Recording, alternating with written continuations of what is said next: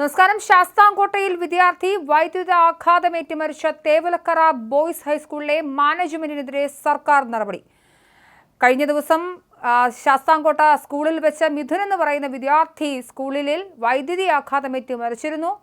ഇത് വലിയ വിവാദങ്ങൾക്ക് വഴിവെക്കുകയും സ്കൂളിന്റെ അനാസ്ഥയാണ് ഇതെന്നും ഇതിന് ഫിറ്റ്നസ് സർട്ടിഫിക്കറ്റ് കൊടുത്ത ഉദ്യോഗസ്ഥർക്കെതിരെയും ഒക്കെ വലിയ ആക്ഷേപം ഉണ്ടാകുന്ന സാഹചര്യത്തിലാണ് സർക്കാരിന്റെ പുതിയ നടപടി വരുന്നത്. പ്രിയപ്പെട്ട വിദ്യാർത്ഥി മിഥുൻ അനുശോചനം അർപ്പിച്ച തേവലക്കര ബോയ്സ് ഗേൾസ് HSകളിൽ ക്ലാസുകൾ കഴിഞ്ഞ ദിവസം വീണ്ടും ആരംഭിച്ചിരുന്നു.